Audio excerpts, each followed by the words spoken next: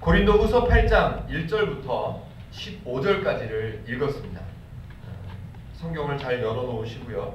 가능하시면 색깔 있는 연필도 하나씩 저 헌금함 옆에 있으니까 하나씩 가져다가 내 성경에다 표시도 좀 해보시고 이렇게 하시면 좋을 것 같습니다. 다른 얘기를 먼저 조금 해보죠. 오늘은 미리 예고합니다. 서론이 좀 깁니다. 서론을 제가 길게 하는 이유는 설교할 때마다 서론을 저는 짧게 하기를 바라는 사람 중에 한 사람입니다. 빨리 성경을 좀 풀어보고 성경을 좀 진도를 나갔으면 좋겠다 하는 사람 중에 한 사람인데 서론을 어쩔 수 없이 해야 될 때는 짧게 합니다. 그런데 서론이 길 때가 있습니다. 왜 서론이 길어야만 하냐 하면요. 너무 중요한 내용일 때 그렇습니다. 너무 중요한 내용인데 우리가 기존에 배웠던 기독교 교회에서 배웠던 오해된 내용이 너무 뿌리가 깊이 박혀있는 내용일 경우에 저는 서론을 좀 길게 합니다. 왜냐하면 내가 미리 갖고 있던 선입견을 좀 내려놓으실 수 있도록 좀 돕는 차원에서 서론을 좀 장황하게 준비를 합니다. 오늘 1절부터 15절까지는 읽었지만 1절부터 5절까지의 내용까지만 제가 오늘 풀어볼 겁니다.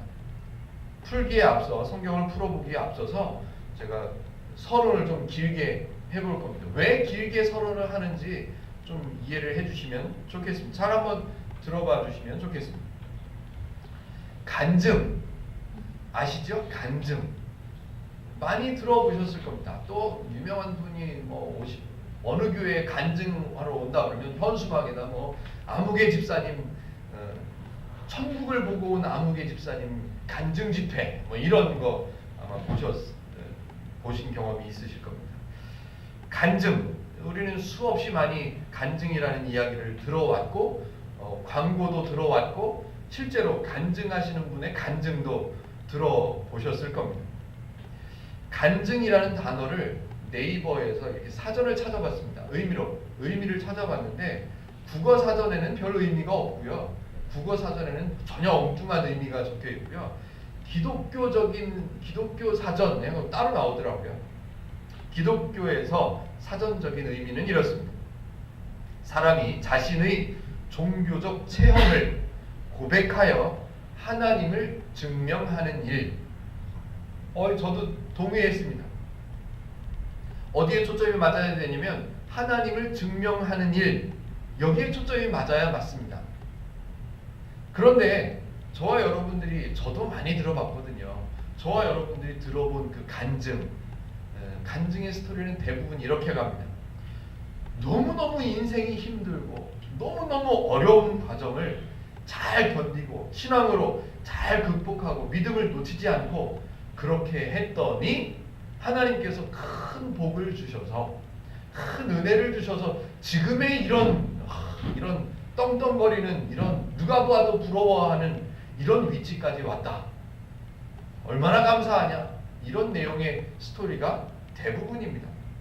또 이런 스토리 아마 들어보셨을 겁니다. 내가 하나님께서 하나님의 길을 걸어가라고 말씀하셨음에도 불구하고 내가 서원했음에도 불구하고 순종하지 않고 다른 길을 걸어가다가 사업을 하다가 돈을 벌다가 내가 하나님의 채찍에 맞아서 어디에 맞아서?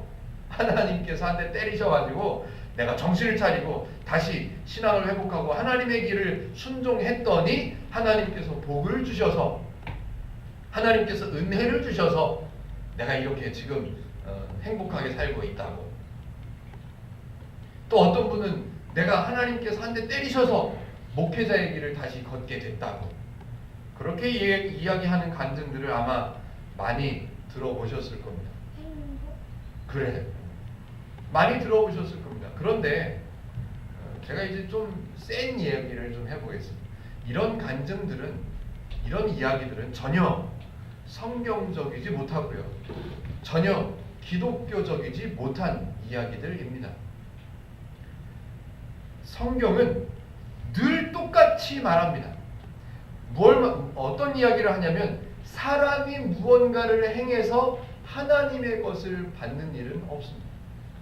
사람이 무언가 정성을 들이고 사람이 무언가 큰 일을 하고 사람이 무언가 결단을 하고 사람이 무언가 헌신을 하고 희생을 해서 하나님의 것을 더 얻게 되거나 내가 더 수고하지 않아서 내가 더 희생하지 않아서 내가 더 착하게 살지 않아서 하나님의 것을 받아야 될 건데 덜 받게 되는 일은 성경에서 가르쳐주지 않습니다. 성경은 항상 사람은 계획하지도 않았고 사람은 뜻하지도 않았는데 하나님께서 먼저 계획하셔서 하나님께서 먼저 주시는 내용들만 이야기하고 있습니다. 그리고 하나님께서 먼저 계획하시고 먼저 주시고 먼저 희생하시고 하나님께서 수고하시고 하나님께서 헌신하시고 하나님께서 일하셔서 사람들에게 다 베풀어 주셨다라고 말씀하시고 나서 하시는 말씀이 나를 좀 알아라. 내가 이렇게 하잖아. 내가 이렇게 너희들에게 주잖아. 내가 먼저 희생했잖아. 내가 너를 위해서 수고하잖아. 그러니까 나를 좀 알아라 라고 말씀하십니다. 절대로 성경에서는 니네가 이걸 좀 해. 그래야 내가 좀 주지. 네가 이걸 좀 완료해. 그러면 내가 너한테 내 것을 좀 나눠줄게. 은혜를 줄게. 이렇게 말씀하시지 않는다는 사실입니다.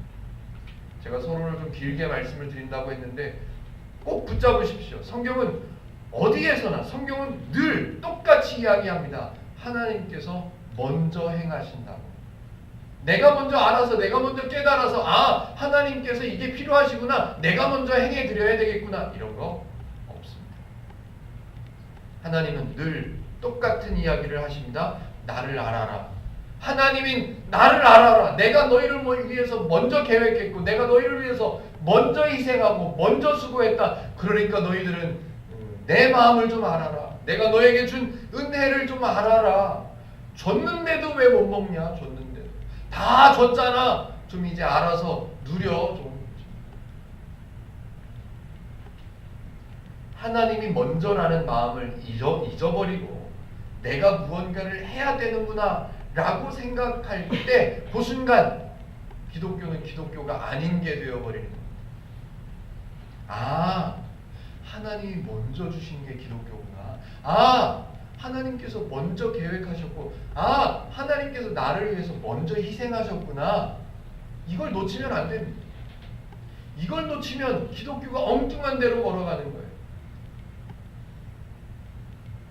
내가 이렇게 했더니 은혜를 받았어요. 내가 이렇게 신앙으로 잘 견뎌냈더니 하나님께서 풍성하게 채워주셨어요. 순서가 잘못된 거예요. 순서가. 하나님께서 먼저 주셔서 먼저 주셨음에도 불구하고 내가 잘 몰랐는데 하나님께서 먼저 주신 걸 알고 나니까 내가 이렇게 기뻐지네요. 이게 기독교의 순서예요. 힘들고 어려운 순간들이 내가 잘 견뎌냈더니 다른 사람들이 욕해도 내가 잘 참아줬더니 하나님께서 내게 은혜를 주. 이건 순서가 바뀐 거예요. 잘못된 거예요. 기독교를 모르는 사람, 기독교를 바르게 배우지 못한 사람, 은혜를 모르는 사람, 은혜가 무엇인가를 바르게 배우지 못한 사람들이 하는 말들이에요. 이야기의 순서가 거꾸로 되어버렸습니다. 오늘 본문을 읽으실 때 혹시 기억에 남으십니까? 연보라는 단어가 나옵니다. 제가 이 단어 때문에 지금 서론을 길게 하는 겁니다. 연보, 우리 지금 이 시대의 말로 하면 헌금입니다.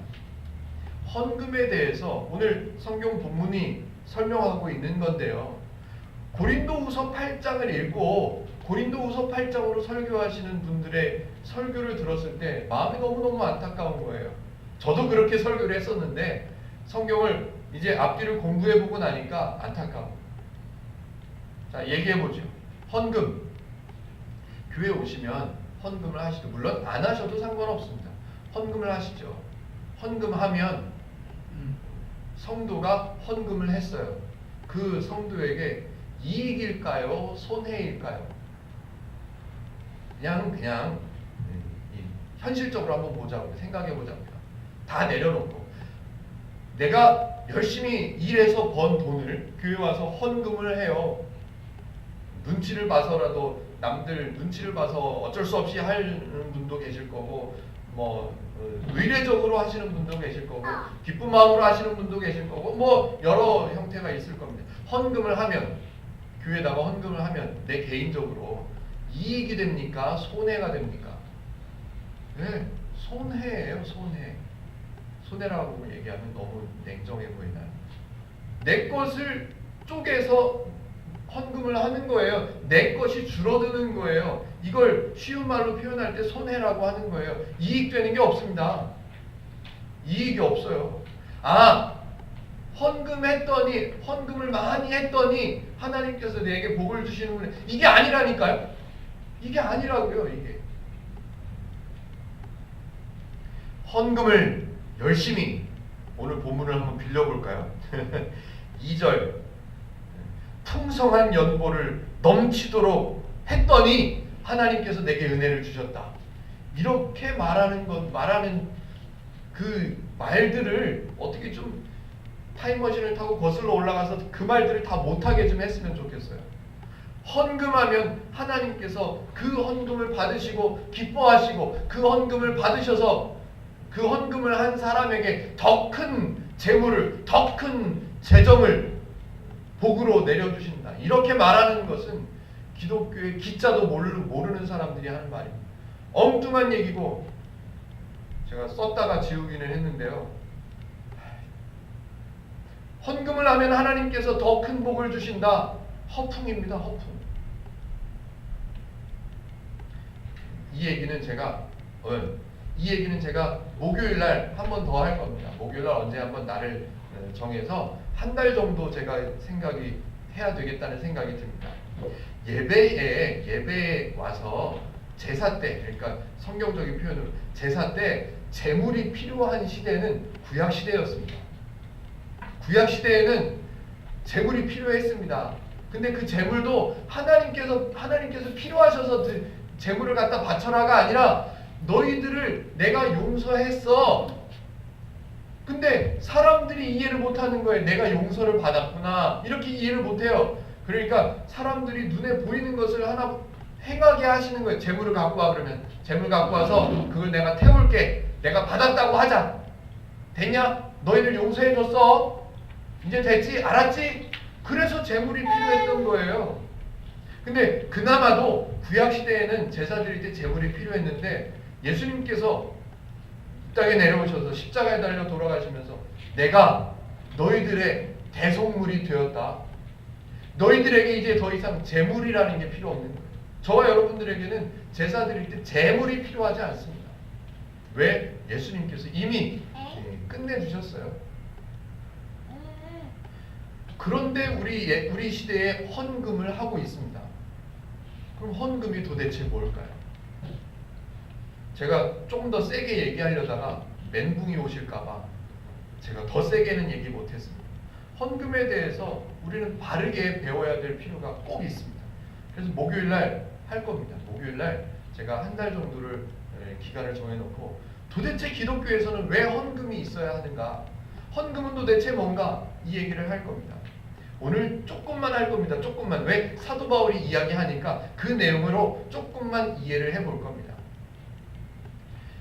어려워도 힘들어도 손해를 감수하고 희생하는 마음으로 믿는 마음으로 하나님 앞에 헌금하면 하나님께서 다른 사람들보다 그렇게 헌금하지 않은 다른 사람들보다 더 큰 복을 더 큰 은혜를 주실 거다라고 말하는 것은 기독교적이지가 않은 말입니다. 이 순서가 바뀌면 안 되는 거예요. 이 순서가 달라지면 안 돼요. 기독교는 언제나 하나님이 먼저예요. 왜? 죄 가운데 죄로 살고 있다는 것조차를 느끼지 못하고 있는 사람들, 죄인들이었었는데 하나님이 보시고 하나님이 안타까워서 하나님이 애처로워서 쟤네는 죄로 살고 있음에도 불구하고 모르네. 사람들이 의견을 제시했으니까 하나님 우리가 죄 가운데 살다 보니까 힘드네요. 좀 도와주세요. 아니요. 그런 얘기 한 적이 없습니다. 하나님 제가 앞으로 제사를 드릴 테니까 저희들을 좀 구원해 주세요. 아니요. 없습니다. 언제나 하나님께서 먼저 기독교는 하나님이 먼저입니다. 이걸 놓치면 교회는 다니고 있는데도 불구하고 기독교가 안 되는 거예요. 신앙생활을 하고 있는데도 불구하고 신앙인이 못 되는 거예요. 바르지 못하다는 거죠. 기독교는 언제나 하나님이 먼저입니다. 앞으로 다른 분이 헌금을 많이 하면 어려움이 있으세요? 어려울수록 더 큰 믿음으로 헌금을 해보세요. 성경에 기록되어 있는 대로 연보를 넘치도록 하고, 또 그 뒤에 3절에 또 이렇게 표현되어 있어요. 힘에 지나도록 또 자원하여, 이런 단어들을 끄잡아내다가 이거 보세요, 이렇게 헌금해야 됩니다 라고 말하는 분이 계시다면 안타까운 마음으로 들어주세요. 저분은 아직 잘 몰라서 저러시는구나 라고. 절대로 그런 내용이 아닙니다. 하나만 더, 서론 중에 이제 하나만 더 하고 성경을 한번 풀어보겠습니다. 은혜가 뭐죠? 은혜. 아시는 대로 한번 속으로 답해보세요. 은혜. 속으로 답하신 내용을 제가 한번 맞춰보죠. 값 없이, 조건 없이, 대가 없이 하나님께서 그냥 선물로 주시는 것, 이걸 은혜라고 합니다. 맞죠? 네, 이걸 은혜라고 해요. 그런데 우리는 왜 거기다 계속 조건을 붙여왔는지 모르겠습니다. 헌금을 하면 하나님께서 은혜를 주죠. 그 은혜가 아니에요. 거래죠, 거래. 내가 더 희생했더니, 더 열심히 봉사했더니 하나님께서 은혜를 주죠. 그건 거래예요, 거래. 내가 일한 거에 대한, 내가 봉사한 거에 대한 합당한 대가를 받는 거예요. 그 은혜가 아니에요. 근데 그걸 보고 은혜라고 얘기해요. 내가 열심히 봉사했더니, 집사님 들어봐. 내가 몸이 아플 때 열심히 새벽기도 나갔더니 하나님께서 고쳐주셨어. 그거는 은혜가 아니에요. 대가죠, 대가. 성경에서는 은혜를 말하는데 교회 다니는 분들이 거래를 이야기해요. 그러면서 은혜래요. 아니요. 은혜는 값 없이, 조건 없이, 대가 없이 저와 여러분들에게 그냥 주시는 것들이 은혜입니다. 내가 무언가를 했더니 주셨어. 이거 은혜가 아니라니까요. 이거 기독교가 아니라고요. 한 번 더 말씀드려보죠. 하나님께서 먼저 죄에 속해 있는 죄인들에게 다가오셔서 죄도 가르쳐 주시고, 하나님도 가르쳐 주시고, 천국도 가르쳐 주시고, 복음도 주셔서 하나님의 사람으로 먼저 오셔서 만들어 주신 거, 그게 은혜예요. 그게 기독교고요. 그런 분이 하나님이세요. 구원을 기대하지도 못했고 요구하지도 않았고 생각도 못했던 죄인들에게 먼저 계획하시고, 먼저 희생하시고, 먼저 수고하시고, 먼저 행하셔서 구원을 얻게 하시는 것, 그게 은혜죠. 그게 은혜죠. 1절, 드디어 이제 1절 한번 읽어보겠습니다. 1절 같이 한번 읽어보실까요? 시작. 형제들아, 하나님께서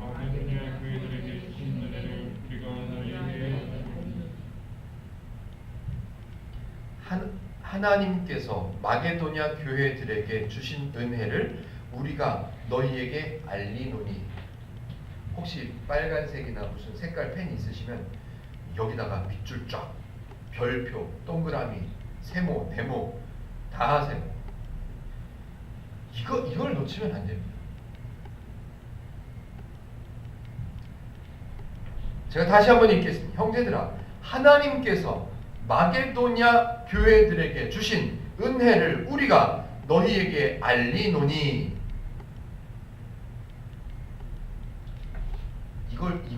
오늘 이걸 꼭 잡으십시오. 이걸 꼭 붙드세요.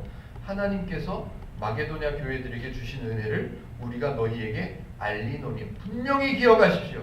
지금 고린도후서 8장을 왜 사도 바울이 기록했냐 하면, 뭘 알려주고 싶으냐 하면, 뭘 전달해주고 싶으냐 하면, 뭘 바로 잡아줬으면 좋겠다라고 생각하고 편지를 썼냐 하면, 하나님께서 마게도냐 교회들에게, 마게도냐라는 지역에 있는 교회들에게 주신 은혜를 알려주고 싶어서 쓴 거예요.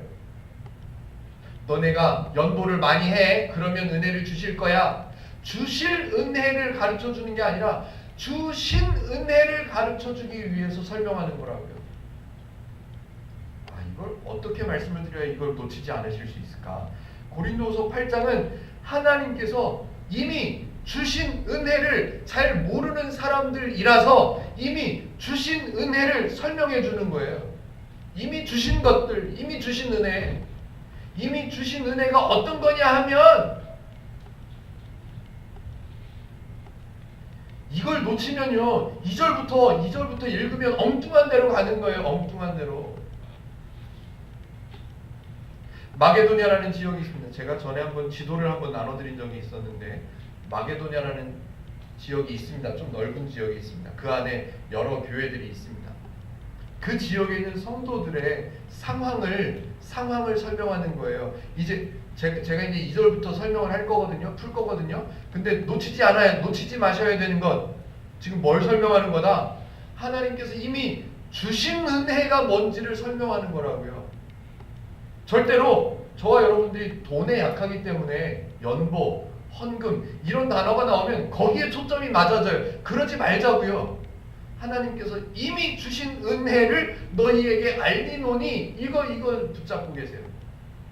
지금 이제 2절을 제가 한 번 더 읽을 건데요. 2절을 읽을 건데 지금 뭐를 얘기하냐면 마게도냐 지역에 있는 교회들의 상황, 환경, 배경 그걸 이제 설명합니다. 그 마게도냐 지역에 있는 성도들, 교회들의 상황이 어떤 상황이냐면 환난의 많은 시련 가운데 지금요 이게 정치적으로도 핍박당하고 있는 시대고요. 이게 제가 정확하게 여기저기를 다 찾아봤는데 식민지였었는지 식민지는 아니었었는데 전쟁 후에 힘든 건지 아니면 왕이 힘들게 하고 있는 건지 그거는 뭐 학자들이 분분하게 정확하게 말씀을 못 드리겠는데 어쨌든 사도 바울이 설명하는 그 시대 마게도냐 지역의 성도들과 교회들의 상황은 환난이 많았어요. 시련이 너무너무 많아요. 거기에 하나 더요. 그 둘째 줄에 보면 극심한 가난, 무지하게 가난했대요. 재정적으로, 경제적으로도 아주 어려운 상황인 거예요. 이건 배경이에요, 배경.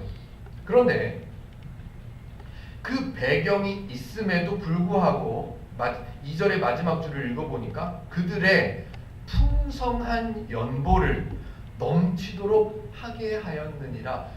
마게도냐 지역의 성도들이 가난하고 그냥 가난한 게 아니라 극심하게 가난해요.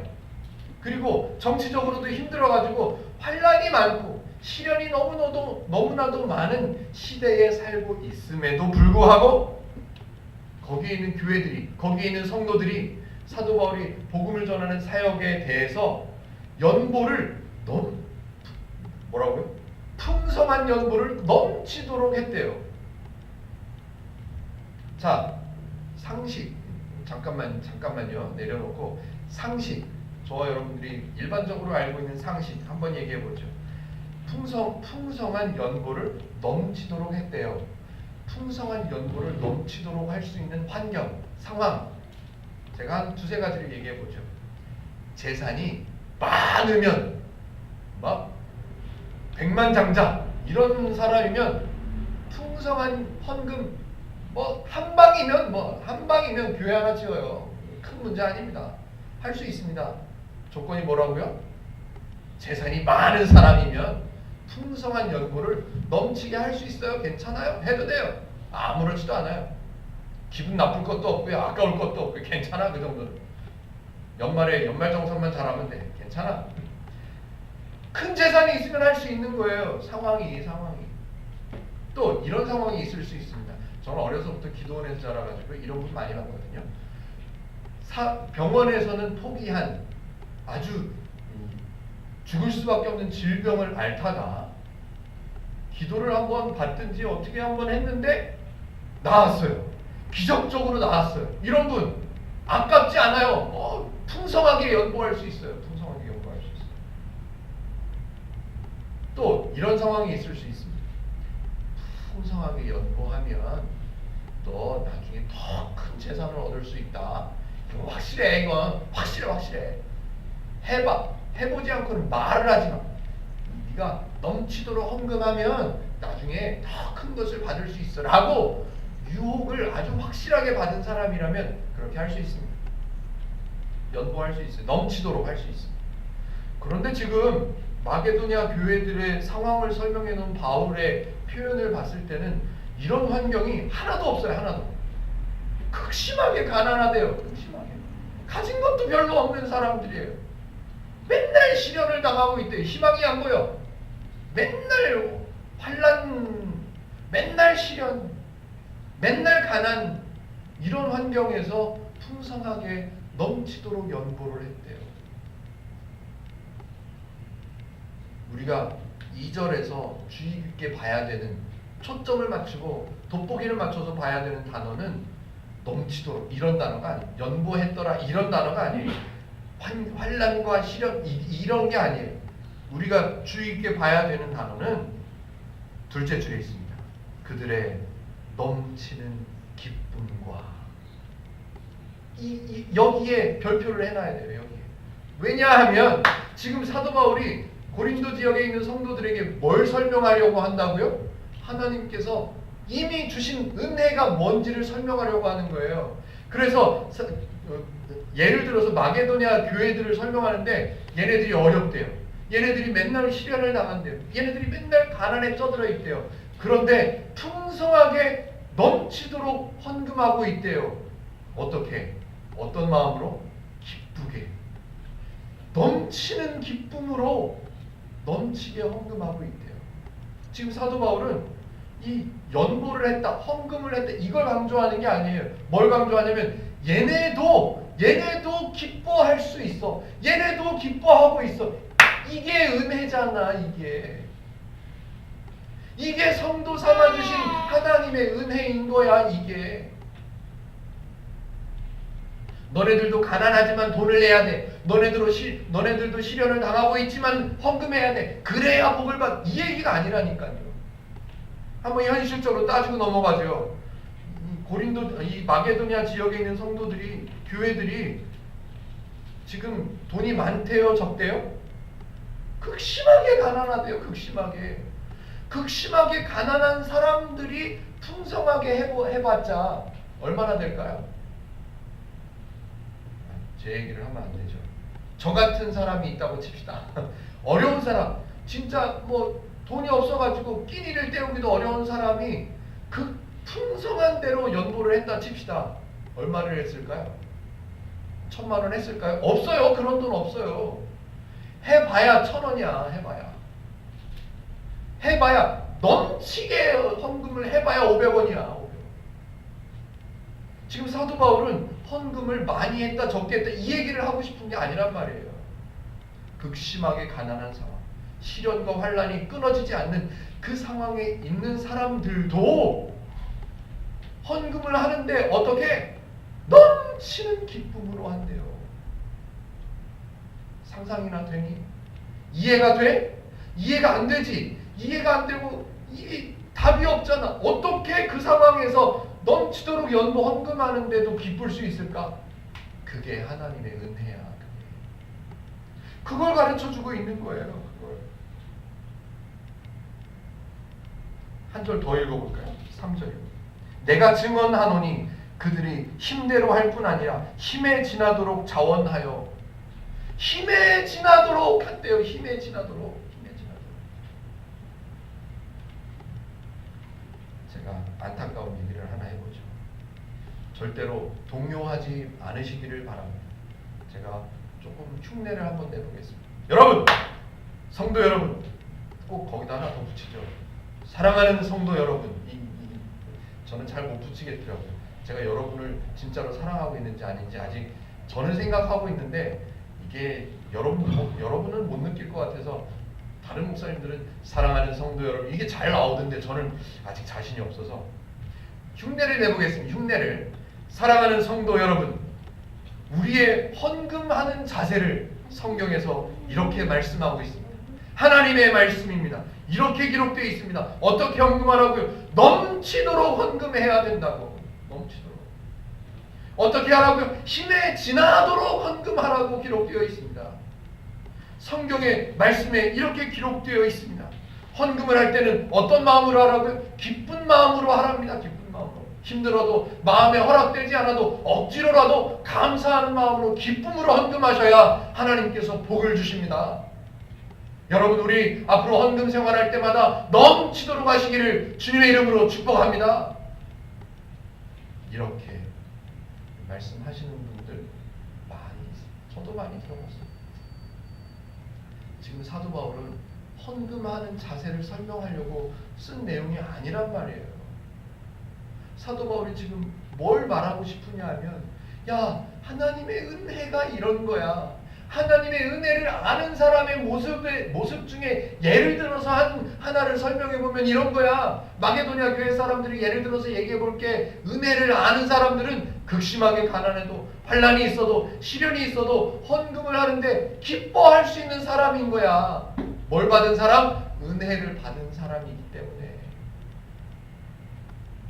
말이 안 되는 거예요. 여러분, 헌금하는 자세를 성경에서 이렇게 말하고 있습니다. 풍성한 연보를 넘치도록 하라고요. 분에 넘치도록 해야 됩니다. 헌금은.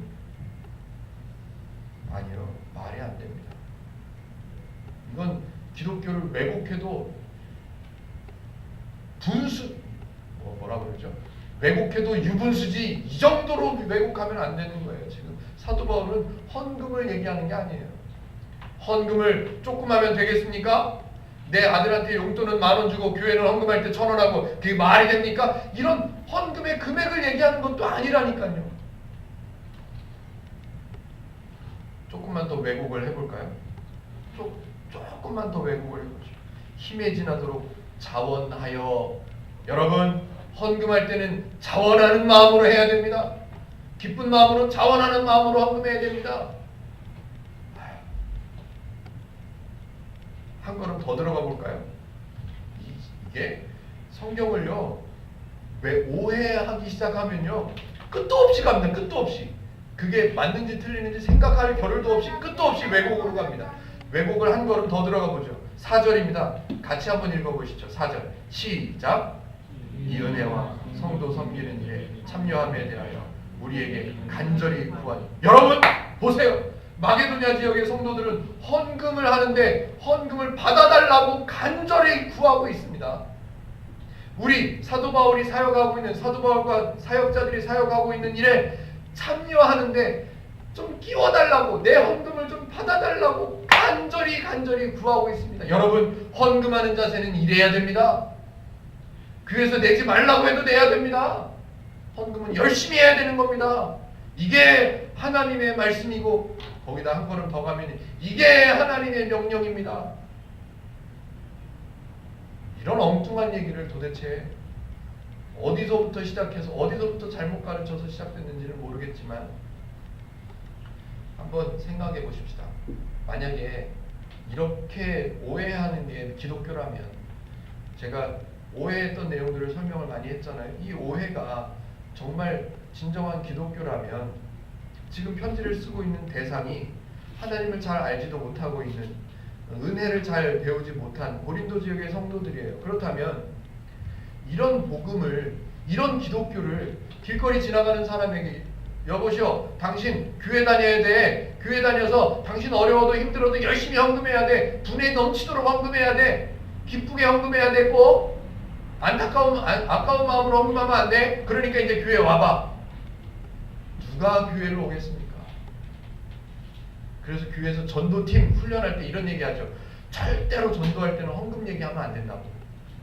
헌금 안 해도 된다고 얘기하라고. 헌금에 부담 갖지 말라고. 그렇게 가르쳐요. 일단 교회에 발을 들여놓으면 교회에서 빠져나갈 수 없도록 만들어 놓고 나서 제일 먼저 가르치는 게 뭐라고요? 헌금이요. 제가 교회를 개척한다 그러니까 몇몇 선배 목사님들이 그런 얘기도 하세요. 교회 누구든지 등록하는 사람이 있으면 제일 먼저 11조를 가르쳐야 돼. 그래야 교회가 살아. 저는 그렇게 못하겠습니다. 왜냐하면 성경이 말씀하시는 게, 성경이 가르쳐주는 게 그게 아닌데.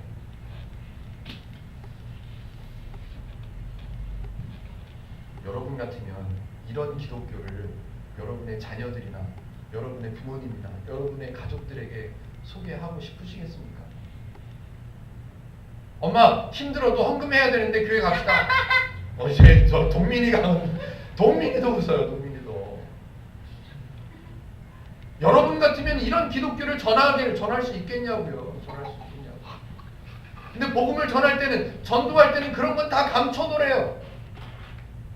아니요, 기독교는 감추는 종교가 아닙니다. 도대체 이런 기독교의 소식을 듣고, 이런 복음을 듣고 저와 여러분들은 기쁘냐고요. 감사가 나오냐고요. 교회를 개척해서 힘들고 어려운 목사한테 당신 11조 해 안 해? 11조를 해야 교회가 부흥하지. 그렇게 말하면 저 개척 못해요. 하지도 않았어요. 그런 얘기를 제가 믿고 있었습니다. 저와 여러분들이 사랑하는 가족들, 아내, 남편, 자녀, 부모님들에게 전해도 될 만큼 너무너무 좋은 게 기독교입니다. 그런데 고린도후서 8장을 오해하면 기독교가 아닌 게 되어버립니다. 절대로 그게 아니에요. 하나님께서 넘치는 기쁨을 소유한 사람으로 만들어주셨다. 이걸 강조하는 거예요. 지금 분에 넘치도록 연보할 수 있을 만큼 풍성하게 채워주시고 마음을 평안하게 만들어주시고 구원받은 백성이라는 것을 알게 해주신 분이 하나님이야. 이걸 가르쳐주는 거죠. 힘에 지나도록 연보할 수 있는, 기쁘게 넘치는 기쁨으로 힘에 지나도록 연보할 수 있을 만한 사람으로 만들어주신 게 하나님의 은혜야. 이거 얘기하는 거예요. 이거. 하나님의 은혜를 바르게 알아가는 그 감격, 그 감사, 그 기쁨이 마게도냐 교회에 있었다. 이거 설명하는 거예요. 이거. 그래서 마게도냐 지역의 사람들은, 그 교회들은 넘치도록 헌금하고 넘치도록 연보하고, 하나님의 복음, 이런 복음, 하나님께서 내게 주신 은혜가 이런 거구나. 내가 깨닫게 된 이 은혜를, 이 복음을 다른 사람들에게도 전하는 일, 그 일은 나도 좀 할 수 있게 해다오. 이게 사절이에요. 이게 우리에게 간절히 구하니 그런 일이라면 나도 좀 할 수 있게 해다오. 이것이 바로 사도 바울이 오늘 고린도후서 8장에서 이야기하고 싶어하는 하나님께서 교회들에게 주신 은혜, 이거예요. 오늘 주보의 설교 제목을 한번 보시겠습니까? 설교 제목 같이 한번 읽어보시죠. 시작. 교회들에게 주신 은혜, 그걸 설명하고 있는 거예요. 그걸. 근데 왜 고린도후서 8장을 읽어보면 헌금은 이렇게 하는 거야. 성도의 헌금하는 자세, 하나님의 말씀에 기록된 헌금의 자세, 왜 이게 나오냐고요. 왜?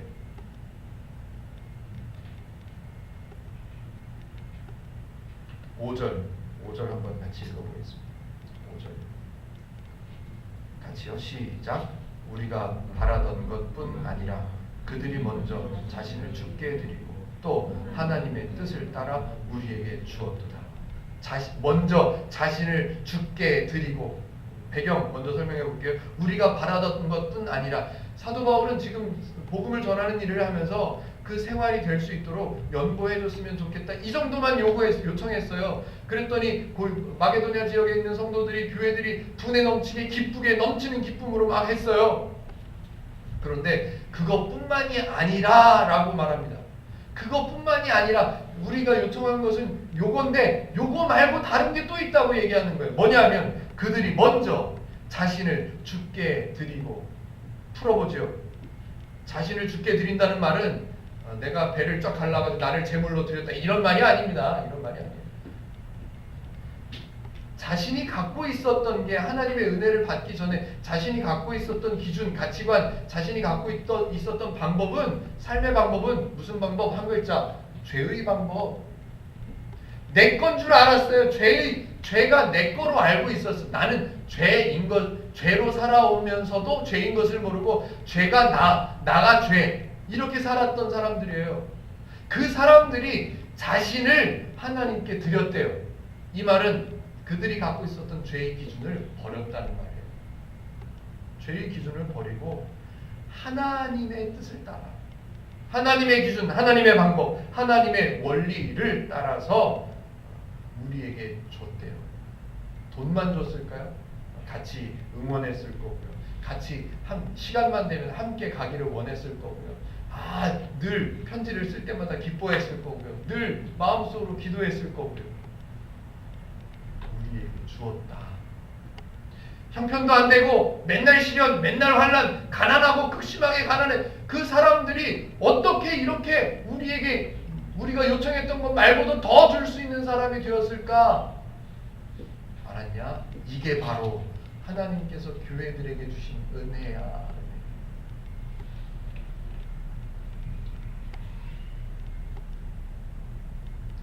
바울은 성경은 하나님은 교회에게, 성도에게, 사람에게 주신 하나님의 은혜가 뭔지를 설명하고 있습니다. 그걸 바르게 전달하고 싶어서 고린도전서 1장부터 썼고요. 고린도후서 1장부터 지금 쓰고 있습니다. 오늘 1절부터 5절까지 15절까지 읽으셨는데요. 처음에 읽으실 때 1절부터 5절까지 읽을 때 연고를 넘치게 해야 되고 이런 걸 읽을 때 여러분은 뭘 마음속에 새기셨습니까? 헌금은 이렇게 해야 되는구나. 헌금은 열심히 하는 거구나. 헌금은 힘에 지나도록 하는 거구나. 헌금은 기쁜 마음을 만들어내서라도 해야 되는 거구나. 이건 안타까운 게 아니고요. 이거는 뼈저리게 아픈 겁니다. 성경을 성경으로 이해하지 못하고 성경을 허풍으로 돈벌이로 배운 이런 분이 계시다면 이건 안타까움을 지나서 이거 뼈가 아픈 거예요. 뼈가. 1절 한 번만 더 보고 마무리하겠습니다. 형제들아, 하나님께서 마게도냐 교회들에게 주신 은혜를 우리가 너희에게 알리노니. 지금 사도 바울은 자녀로 불러주셔서 자기 자신도 그리고 성도들도 다 하나님의 자녀로 불러주셨기 때문에 그들을 호칭할 때 늘 형제들아 이렇게 부릅니다. 내가 목회자라고, 내가 목사라고 너희들보다 높은 사람 이런 얘기를 한 적이 없습니다. 형제들아. 여러분은, 저와 여러분, 우리는 행복누림교회를 어떻게 생각하고 계십니까? 행복누림교회가 세워져 가고 있다는 사실을 어떻게 생각하고 계십니까? 논산에 교회들이 많은데 교회가 하나 더 세워지네. 교회 숫자 플러스 1 이렇게 생각하십니까? 저는 부족하지만, 저도 아직 멀었지만요, 이승우 목사가 그런 생각을 가졌었다면 교회 시작하지도 않았습니다. 생각도 안 했을 겁니다. 제가 성경을 다시 공부하고 이러니까 복음이구나. 이래서 기독교구나. 이러니까 하나님이시지를 하나하나 배워가면서 이런 내용이라면 교회를 해도 되겠다. 하고 싶다. 해보고 싶다. 오해하고 왜곡된 신앙들을 배워가지고 아파하고 힘들어하고 무거워하고 있는 성도들에게 하나라도 바른 기독교를 가르쳐주고 하나라도 바른 복음을 전할 수 있다면 이거 할만하다. 이거 한번 해보고 싶다. 4절에 써있는 대로 간절히 구하니. 알죠? 개척하면 제가 모태신앙이고 기독교에서 기도원에서 자라났는데 그거 모르겠습니까? 개척 힘든 거, 개척 배고픈 거 그거 모르겠습니까? 그거 알고 있습니다. 그럼에도 불구하고 제가 제 아내도 동의해주고 저희 아이들도 동의해줘서 기쁘게 교회를 시작할 수 있었던 것은 은혜가 뭔지를 조금 알게 되니까 이거 가르쳐줄 수 있는 거라면, 이거 나눌 수 있는 거라면 좀 해볼 수 있겠다. 행복누림교회는 은혜로 설명하고 싶은 교회가 되었으면 좋겠습니다. 왜곡된 신앙을 배운 사람들이 기독교를 개독교라고 손가락질하게 된 이 시대에 행복누림교회는 성경을 많이 읽고 성경을 많이 이해해서 하나님이 이런 분이셨구나. 하나님이 이렇게 행하셨구나. 내가 기독교 일을 잘했다. 내가 하나님의 길을 잘했다. 이런 교회가 되어야 할 것 같습니다. 교회들에게 주신 은혜, 교회들에게 주신 은혜, 이것이 행복누림교회의 이유가 되어야 합니다. 성도에게 주신 은혜, 이게 저와 여러분들의 성도됨의 이유가 되시기를 바랍니다. 행복누림교회 그냥 똑같은 교회 하나 더 세워진다 이런 생각 안 하셨으면 좋겠습니다. 고린도후서 8장 1절부터 5절까지를 살펴봤습니다. 헌금하는 자세가 아니라고요. 하나님께서 교회들에게 주신 은혜를 지금 설명하고 있는 내용이라고. 어떻게 힘들고 어려워도 분에 넘치도록 기쁘게 하는 사람들, 이 사람들의 모습을 봐라. 이게 은혜야, 이게. 저와 여러분들은 하나님의 은혜를, 하나님을 하나하나 더 배우셔서 넘치는 기쁨으로 살아가시는, 행복을 누리면서 살아가시는 저와 여러분들 다 되시기를 주님의 이름으로 축복해 드립니다.